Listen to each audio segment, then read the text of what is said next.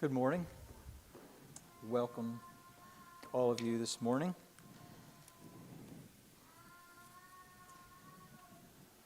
I guess I'll say my few cents about contention.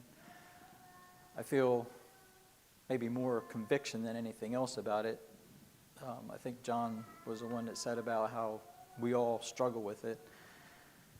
And I don't often think about it, but sometimes I think about it when I'm in a conversation or when I'm even just thinking. What is motivating what I'm saying? What is motivating what I'm thinking? The New King James uses the word self-seeking, therefore contention. I like the word self-assertion. If when I'm speaking or when I'm thinking, I am trying to just assert who I am or what I think, then I'm well on the highway of contention, because I'm promoting myself. I want to be right. And that's the drive I think John was talking about, and that I just want to be acknowledged as being right.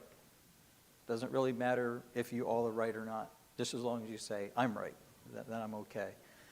That I feel for me is where I get into this whole thing of contention. And so when I stand up here this morning, I was thinking about it while I was sitting there. What's motivating what I say? Do I want to sit down and have this sense that you all say, yep, he's right this morning? Not really.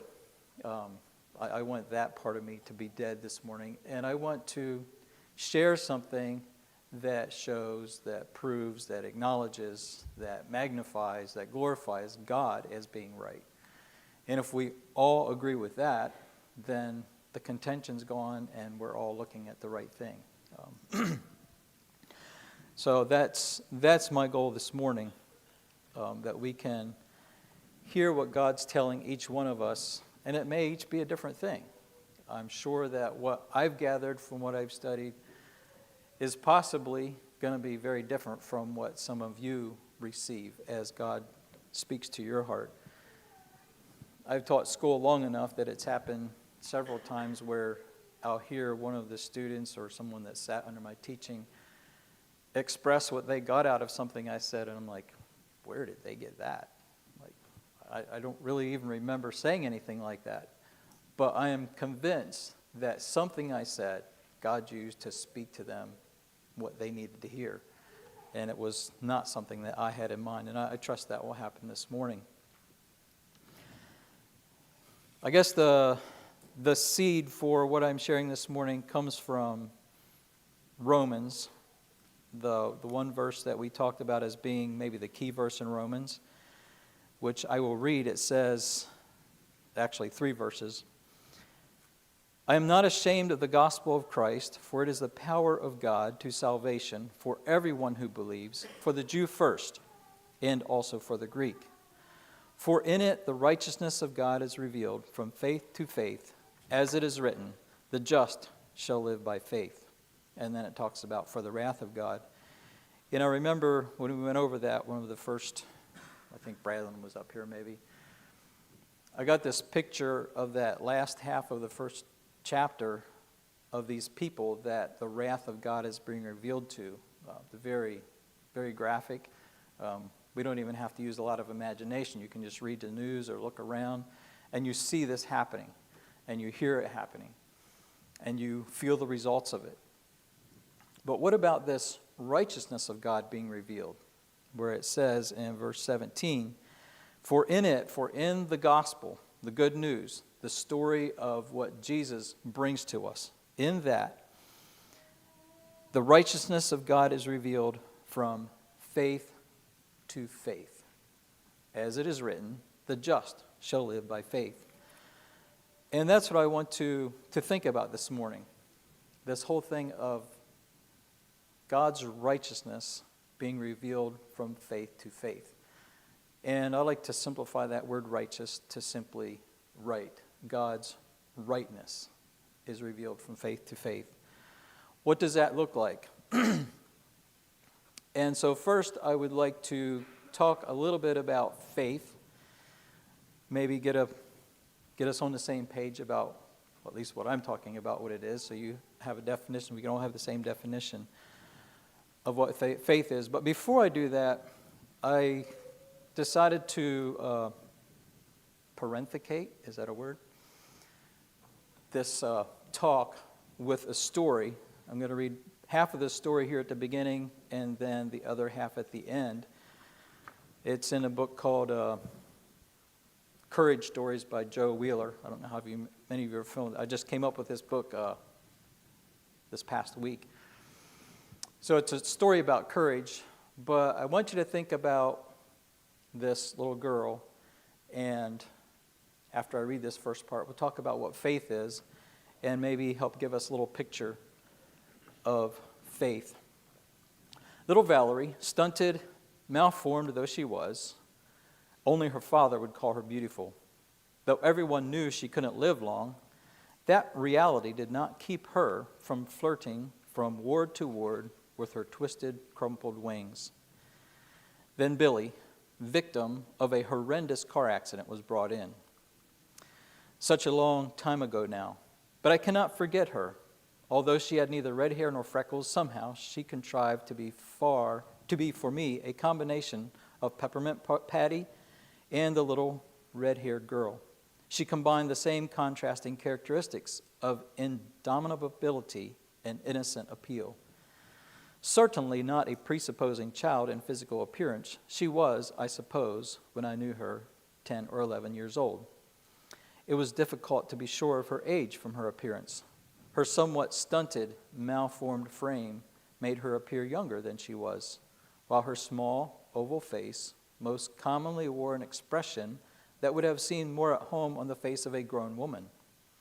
Her eyes were her dominant feature, large, dark, and luminous. Fringed by long, thick lashes, they were, at first sight, her one beauty. She had a singular habit of gazing steadily at a newcomer to the child's ward for a long moment. For some, this was disconcerting. It was almost as if she were looking through you rather than at you. If she liked what she saw, her face would light up and she would shuffle over to the approved one and introduce herself. She had a smile, the nurses said, that could light up a room and could make you forget her misshapen body and painful, awkward method of locomotion. She smiled often. I never saw her cry, although she was no stranger to pain, rejection, and disappointment. Valerie, I gathered, had already shed all her tears several years and countless operations ago. She would be a patient in the children's surgical ward for frequent, prolonged periods and then would disappear, only to return within a few months for further corrective surgery. Surgery that could only, at best, make a life viable for her, classified as a child afflicted with MBD, multiple birth defects. Valerie had a well-developed, if slightly cynical, sense of humor. When some unthinking visitor would unconceivably ask her what was wrong with her, she would smile sweetly and suggest that they return later when they had a day off work and time to spare. But, she would add innocently, if you're in a hurry, I can tell you what's right with me. Whenever she was recovering from one of her frequent operations, Valerie would fall out of her bed. That was the only way she could manage this feat without help, and she scorned help, and shuffled around the ward, helping out with the care of the other children. In spite of her undeniably somewhat grotesque appearance and curious method of maneuvering, the other small patients always liked Valerie. She could get them to do things where the nurses failed. Valerie stood for no nonsense. Pain was a fact of life as far as she was concerned. From long and close acquaintance, she had come to terms with it, and she had, in her small, misshapen frame, enough courage for a ward full of other children who were perhaps making its acquaintance for the first time. Valerie's parents didn't visit her every day, as many of the other children's parents did. Probably they were both working or had other children to care for. They came once or twice a week. And Valerie didn't seem to care much whether her mother came or not. A young, fashionably dressed woman, she was frequently in a hurry. She always gave an impression of embarrassment and sort of disassociated herself from her odd little daughter when other parents stopped by. Valerie's father, on the other hand, was an outgoing, affectionate sort of person. He would wait at the end of the ward for Valerie to shuffle across to him, her face lit up like a lantern. He always greeted her in the same way. "Hi there, beautiful," he called. He made it sound as if he really meant it. And just for a moment, as the little girl reached the end of her shuffling run toward him, dropped her canes, and fell into his arms, he was right.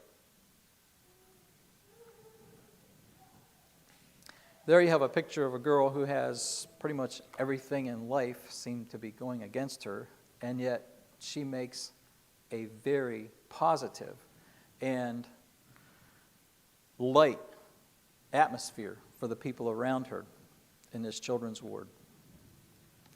Well, let's talk about faith. What is faith? I would like to think of faith as an action word this morning. I think it entails more, but I want to think of it as an action. And the definition I'd like to give it is sort of part of a sentence. Doing the right thing because. Okay, it's an action. It's doing the right thing or doing the right work. We use the word faith and work. But doing it because. And the because is especially the part that I would like to think about this morning. I tell myself, I tell my wife, I tell my children, or anybody that really wants to know, every action has a motive. There is a reason. Everything that anybody does, everything that I do, has a reason behind it. And the actions of faith are the same way. I would like to start by reading a familiar passage, James chapter 2, where he talks about this whole thing of faith and action, or faith and works, just to get this relationship, as James puts it. Starting in James chapter 2, verse 14, "What does it profit, my brethren, if someone says he has faith but does not have works? Can faith save him? If a brother or sister is naked and destitute of daily food, and one of you says to them, 'Depart in peace, be warmed and filled,' but you do not give them the things which are needed for the body, what does it profit? Thus also faith, by itself, if it does not have works, is dead. But someone will say, 'You have faith, and I have works.' Show me your faith without your works, and I will show you my faith by my works. You believe that there is one God. You do well. Even the demons believe and tremble. But do you want to know, O foolish man, that faith without works is dead? Was not Abraham our father justified by works when he offered Isaac his son on the altar? Do you see that faith was working together with his works, and by works faith was made perfect? And the scripture was fulfilled, which says, Abraham believed God, and it was accounted to him for righteousness, and he was called the friend of God. You see then that a man is justified by works, and not by faith only. Likewise, was not Rahab the harlot also justified by works when she received the messengers and sent them out another way? For as the body without the spirit is dead, so faith without works is dead." I'll just pull two things out of here. He gives two illustrations or two examples of how faith and works are related. The first one is the scenario where someone comes up to, I'll say, my door, and they don't have any clothes to stay warm, and they don't have food to take care of their body. And so in this great display of faith, I just tell them, be warmed and filled, and shut the door. So he takes that illustration and said, so what have you proved? You've proved nothing.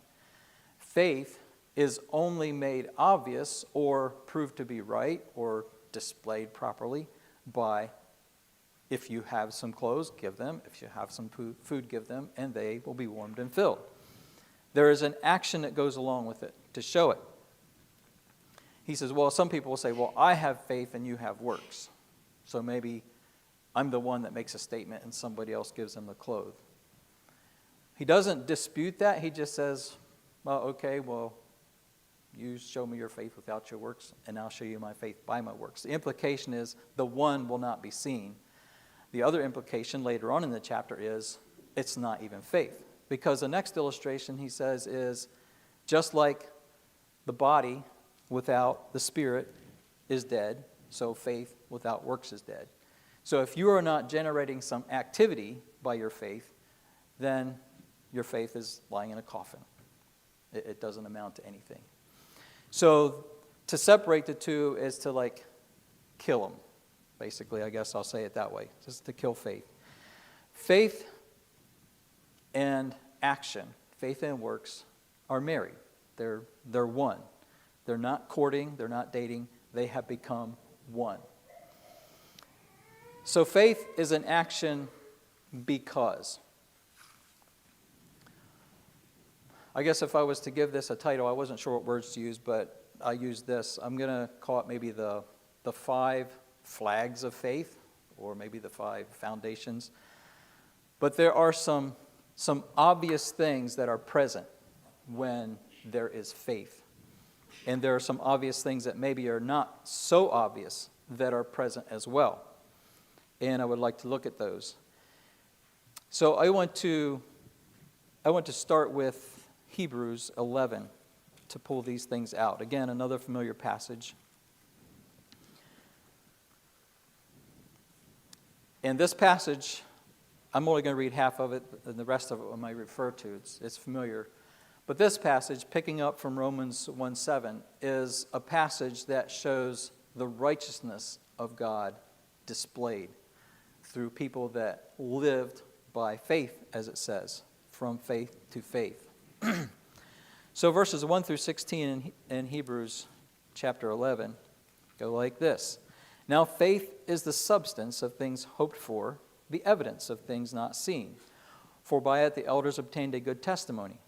By faith we understand that the worlds were created by the word of God, so that the things which are seen were not made of things which are visible. By faith Abel offered to God a more excellent sacrifice than Cain, through which he obtained witness that he was righteous, God testifying of his gifts, and through it he being dead still speaks. By faith Enoch was taken away, so that he did not see death, and was not found, because God had taken him. For before he was taken, he had this testimony, that he pleased God. But without faith it is impossible to please him, for he that comes to God must believe that he is, and that he is a rewarder of those who diligently seek him. By faith Noah, being divinely warned of things not yet seen, moved with godly fear, prepared an ark for the saving of his household, by which he condemned the world and became heir of the righteousness which is according to faith. By faith Abraham obeyed when he was called to go out to the place which he would receive as an inheritance. And he went out, not knowing where he was going.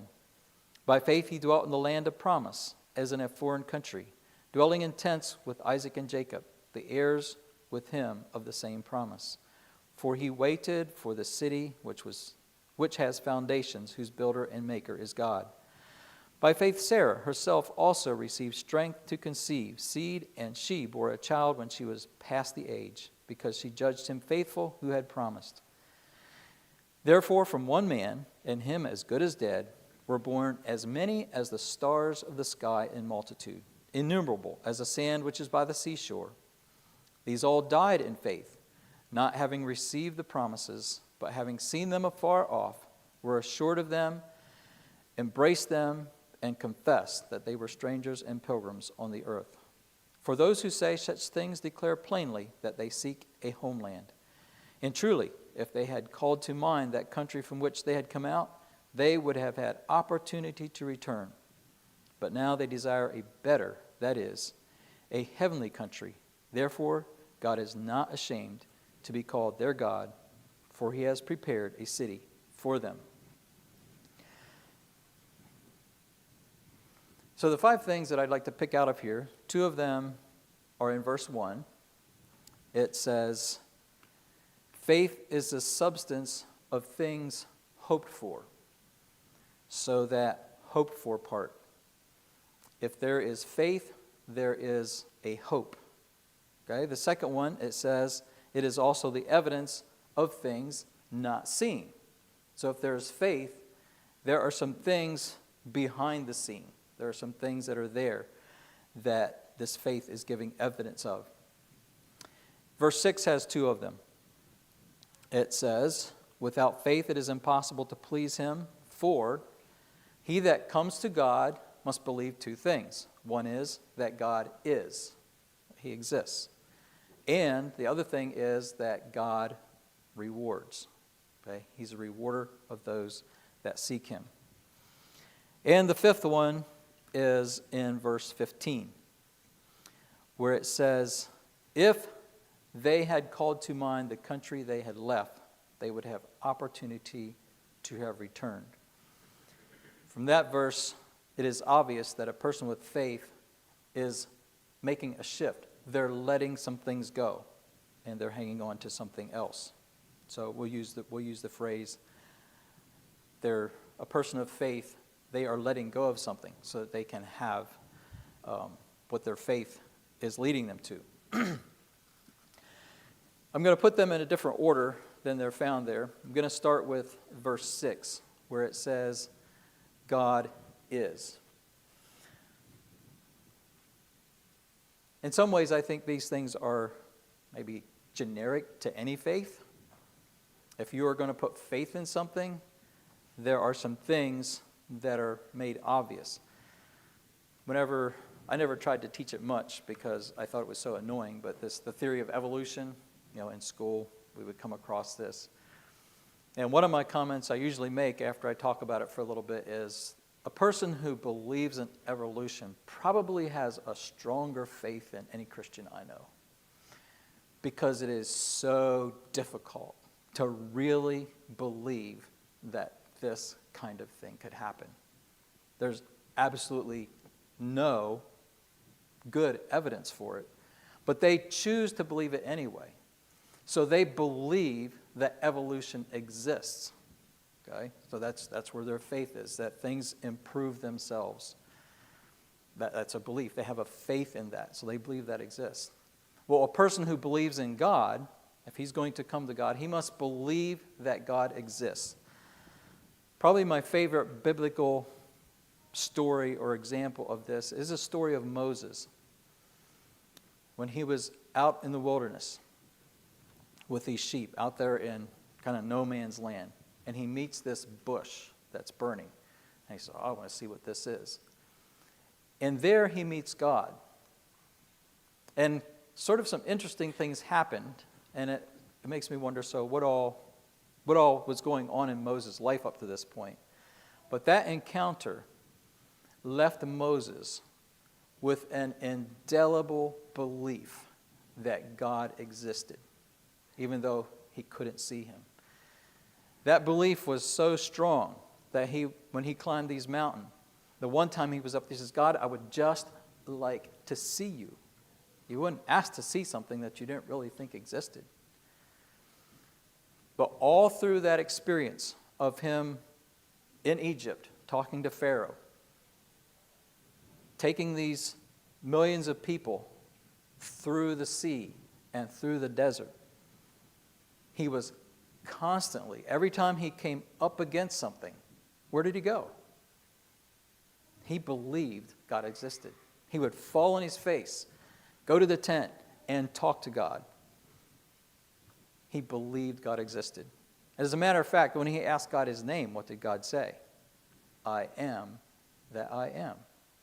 Well, what should I tell them? Well, you tell them that I am sent you. And Moses believed that the rest of his life. All of his actions demonstrated that he believed there was a real God that was there for him. And he would pray to him, talk to him. As a matter of fact, it says God and Moses talked like friends. There's, I think, only two people where it talked like that, Abraham and Moses.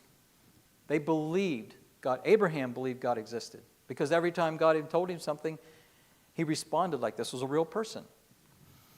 So, to come to God, to have any kind of faith that's going to please God, I have to believe that God exists. And Jesus talked about that a good bit.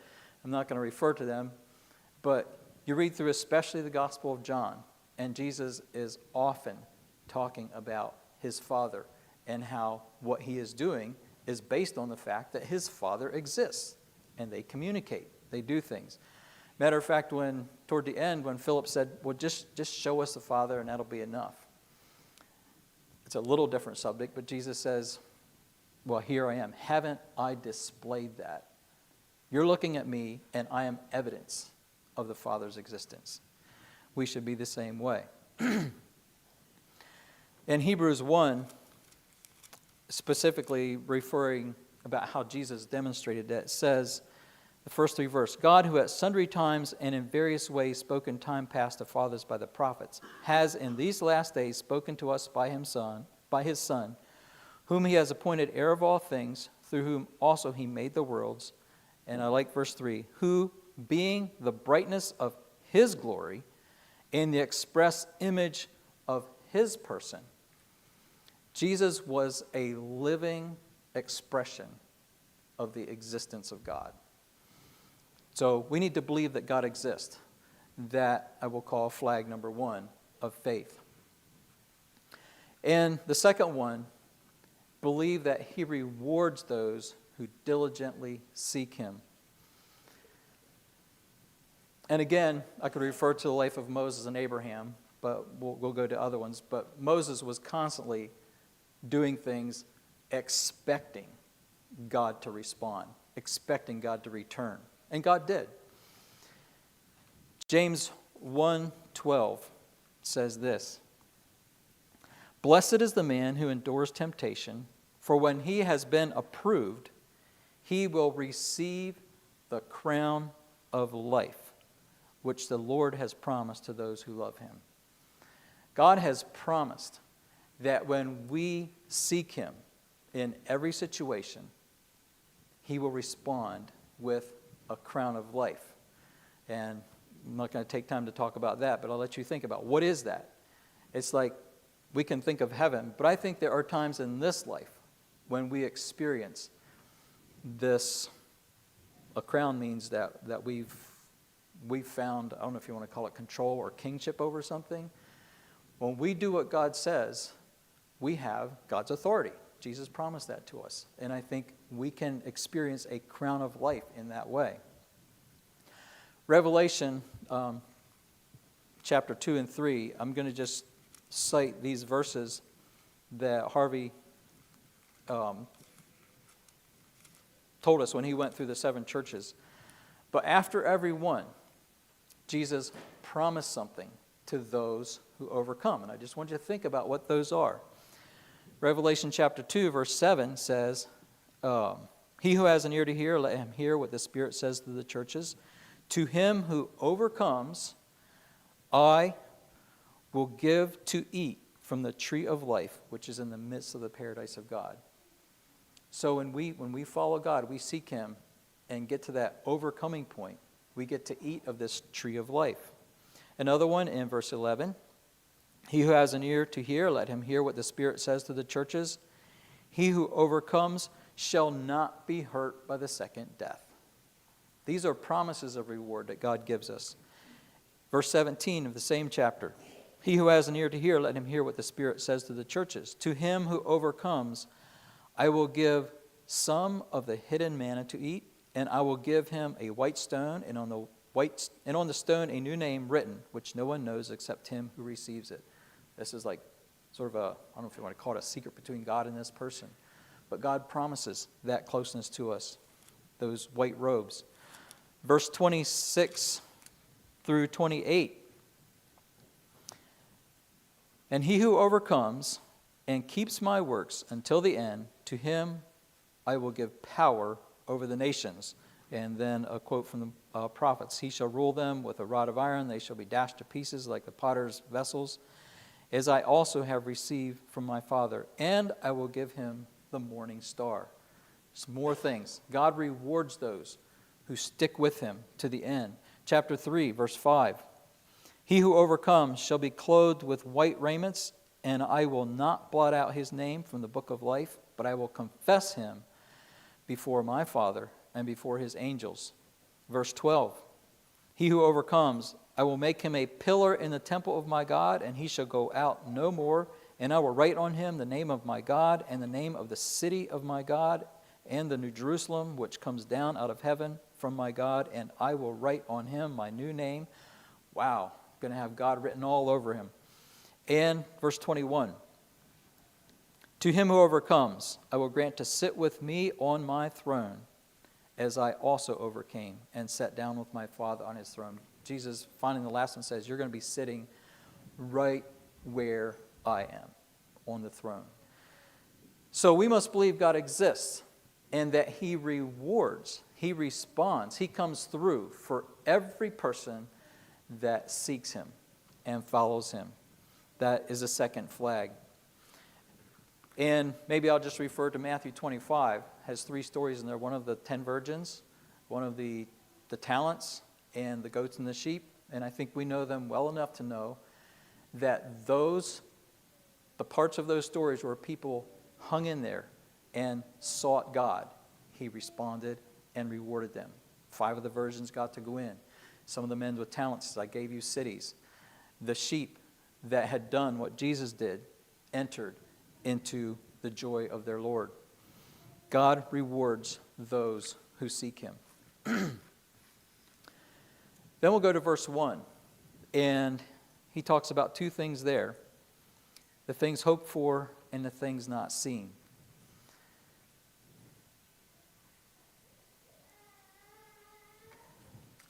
Yeah. I'll do the hoped for ones first. It's a little bit, maybe a little more difficult to talk about hope because it's kind of an intangible thing. But hope in the Bible is expressed tangibly. And I just want to pull out some things that Paul says about his experience. Paul talks a lot about hope in his Gospels, but I want to turn to Acts. And often when he would give a testimony before somebody, he would mention this hope. Acts 23, in verse 6.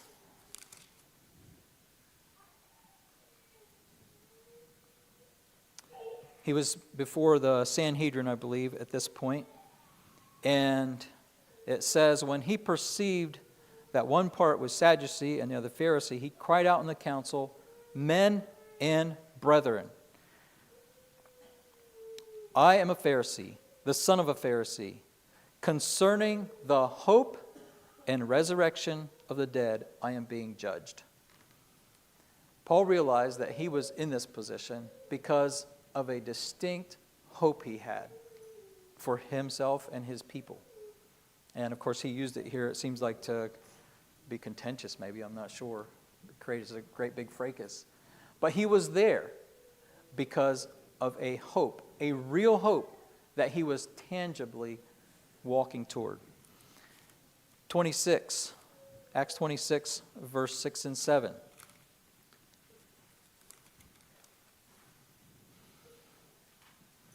Okay, he's before King Agrippa.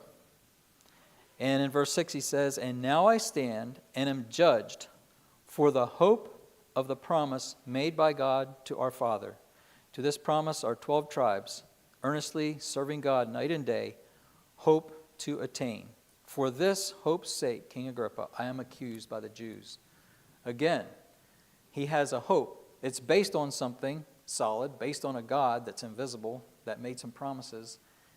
And Paul is living his life and coming into these situations because of that hope.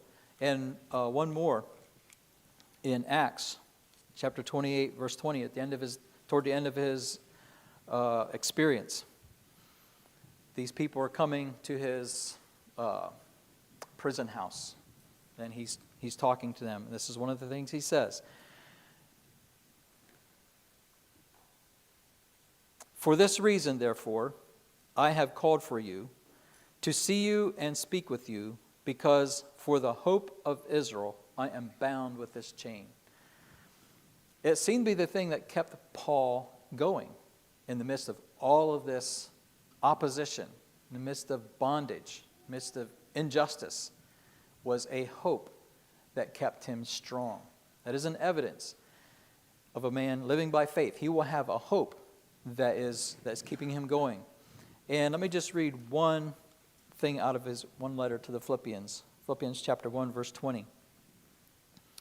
Where he says, according to my earnest expectation and hope, that in nothing I shall be ashamed, but with all boldness, as always, so now also Christ will be magnified in my body, whether by life or by death.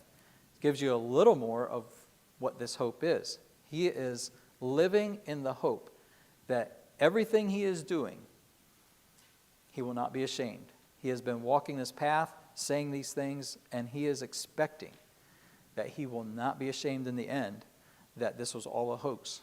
He is trusting, he is believing that there is a God, and that this God will reward everything he has done in his pursuit of God, and he will not be ashamed in the end. And Romans 4 talks about that with Abraham. His whole journey was a journey of hope because of the promises God had given him. And he finally had a child. He never saw his nations, and we'll get to that maybe just a little bit later. I'd like to read a few passages that we can relate to, I think, or we should relate to when it comes to this hope. In Romans chapter 5, again, Paul talking, but he says in chapter 5, and he connects faith and hope in this passage, therefore, having been justified by faith, we have peace with God through our Lord Jesus Christ, through whom also we have access by faith into this grace in which we stand, and rejoice in hope of the glory of God. So there he's a little more specific. And he says, and not only that, but we also glory in tribulation, knowing that tribulation produces perseverance, perseverance character, and character hope. Now hope does not disappoint. There again, a confidence that this hope that we're looking at and we are living for is going to be real. It's not going to let us down. And in chapter 8, we'll look at one more in the same book. Verse 20. It says, for the creature was subject to futility, not willingly, but because of him who subjected it in hope. And jump over to 24. For we are saved in this hope, but hope that is seen is not hope. For why does one still hope for what he sees? But if we hope for what we do not see, we eagerly wait for it with perseverance. So hope is something that we haven't experienced, but we are taking action in moving that direction. It's kind of like if your dad says you can inherit this farm and these are some things that will get you there, you actually do them. Trusting that in the end you will not be ashamed. You will end up with the farm or any other illustration you can think of. So this hope, the most I'm going to say about it because I don't want to get on that, is realizing and experiencing and being part of the glory that God has, as we saw there in some of the promises to the 7 churches. The other flag of hope, or the other flag of faith, is these unseen things that it talks about in verse 1.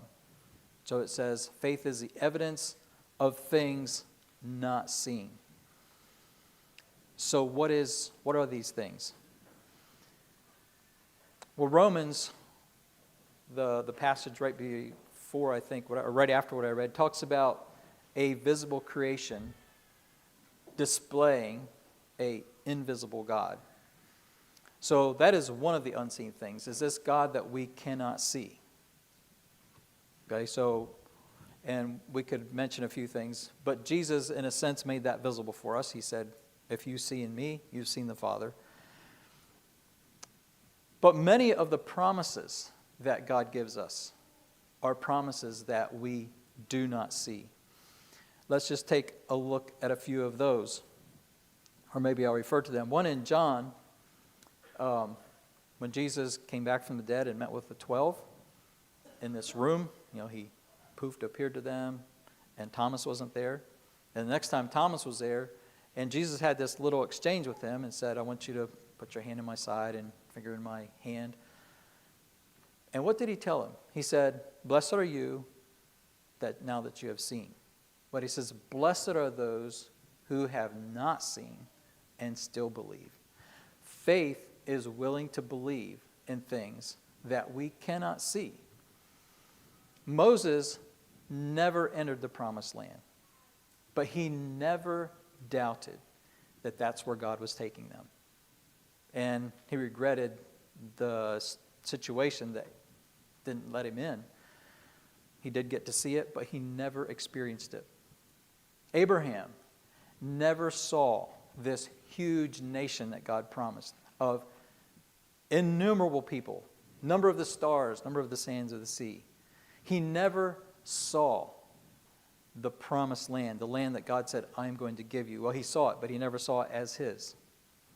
But he never doubted God was going to do that. Okay? Those were things that he couldn't see.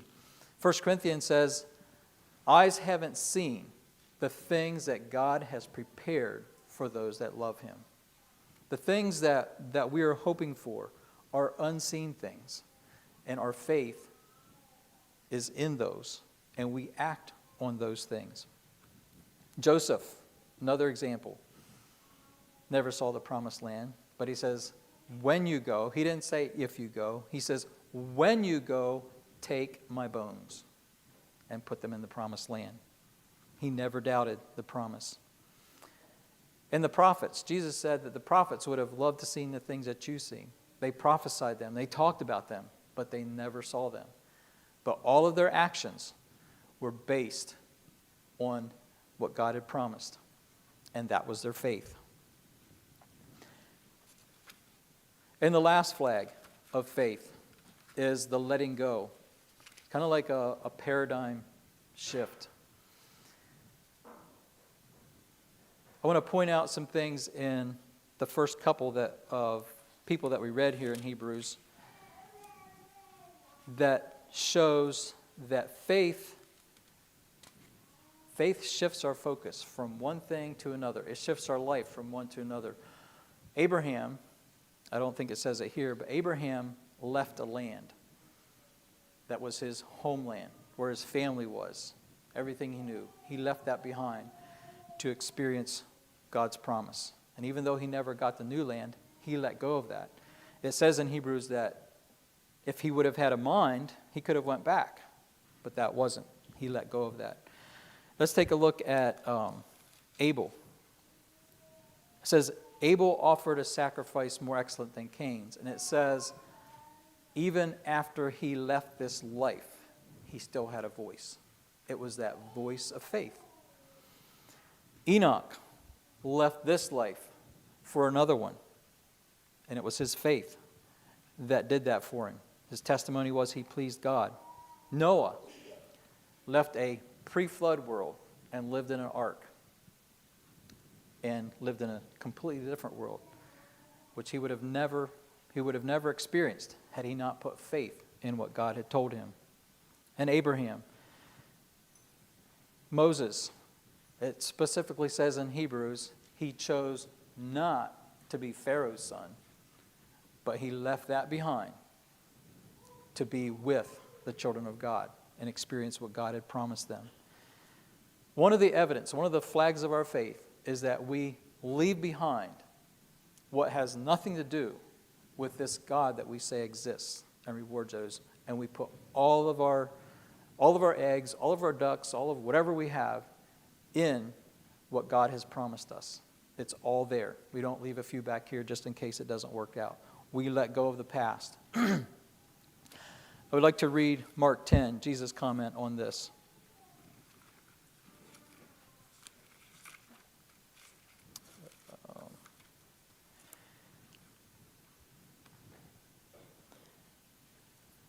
Verse 28.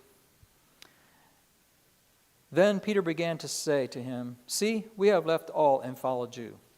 Jesus answered and said, assuredly I say to you, there is no one who has left house or brothers or sisters or father or mother or wife or children or lands for my sake and the gospel's, who shall not receive 100-fold now in this time, houses and brothers and sisters and mothers and children and lands, with persecutions, and in the age to come, eternal life.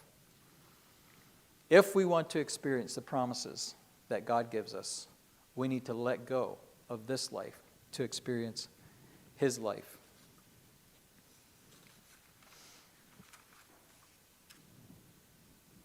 Just flipping back to James 2 and picking out a few verses in that passage that I read. Verse 14 says, "What does it profit, my brethren, if someone say he has faith and does not have works? Can his faith save him?" If Abraham would have said, "Yeah, I believe God," never left his land, he would have not been saved. He would have not become the father of many nations. He would have not owned the land of Canaan. If Moses had said, "Yes, I believe God, and He wants to deliver His people," but stayed in Pharaoh's house, he would have never experienced the journey of getting the people to the land of Canaan. So just having faith without putting any action into it does not save. Verse 20 says, "Do you want to know, foolish man, that faith without works is dead?" Do we really want to know that? Is that something we are willing to find out, that faith without works is dead? Or do we want to find out that if we want to experience faith, a faith that's alive, we need to put some action into it? Verse 24, "You see then that a man is justified by works and not by faith only." He's not justified just by saying, "Yeah, I believe there is a God." But it's his actions that demonstrate he believes there's a God that actually save him and deliver him. A man is made right by doing the right things for the right reason. Remember, faith is an action that is motivated by a because. Faith is action. Faith is doing the right thing because I believe there is a God. I believe He rewards those who seek Him. I believe that I can hope on His promises. I believe that even though I can't see them, they will be real. And I believe that if I leave behind everything for that, I won't be let down. That is what faith is. Faith is a properly motivated action. For every action, there is a reason. There is a display of faith in something.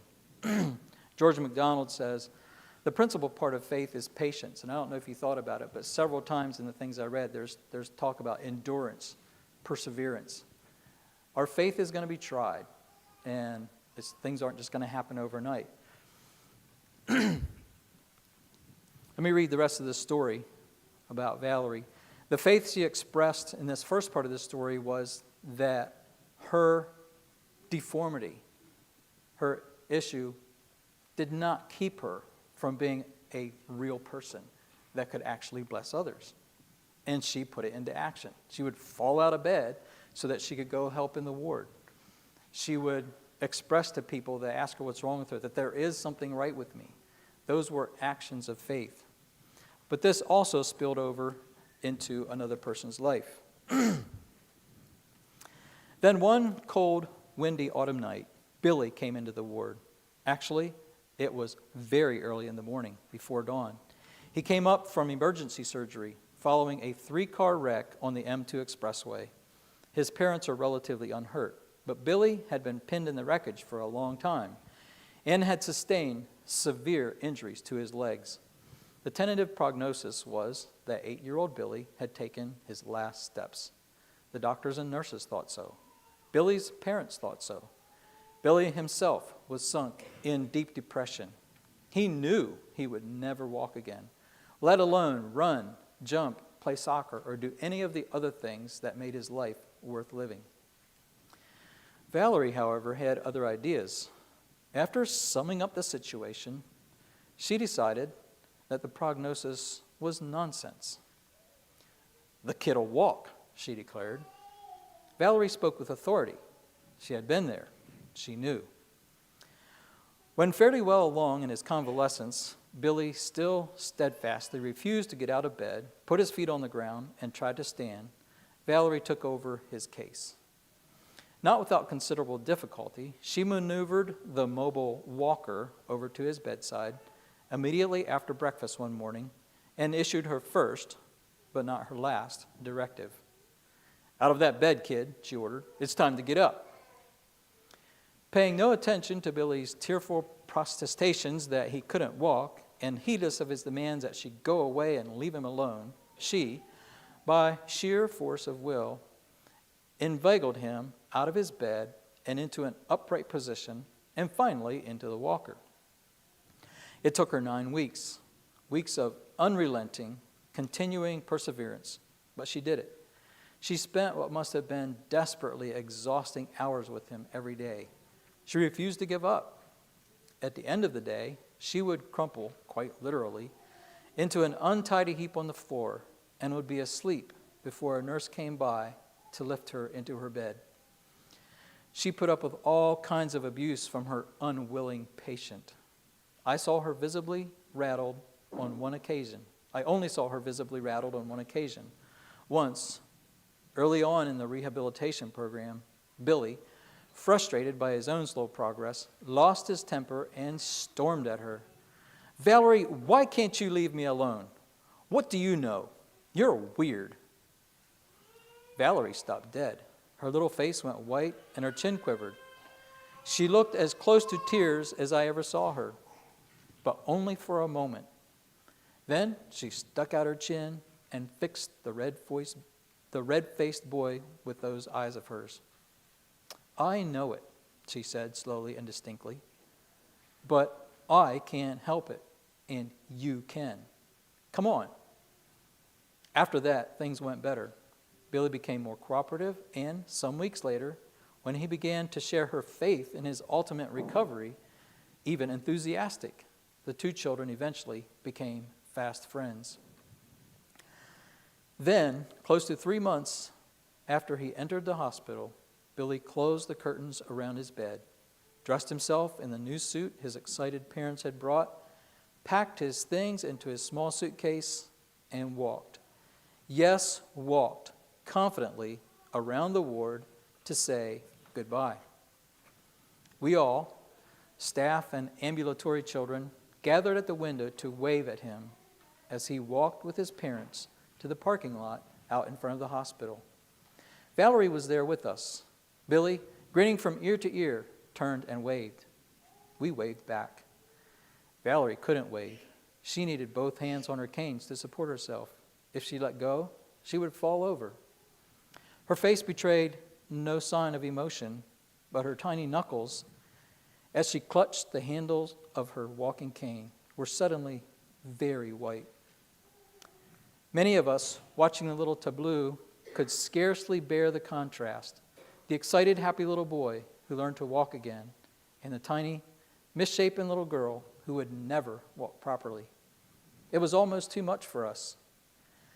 Billy got into the car with his parents and little sister, and with a final wave, he was gone.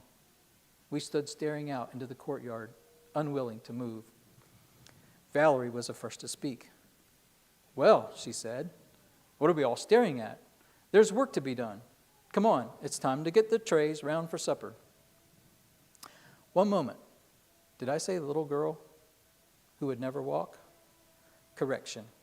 She will walk. One day, Valerie will walk straight and tall. She will walk without tiring and won't fall down. Please God, may it be soon. The challenge for me is when life looks like everything's going backwards,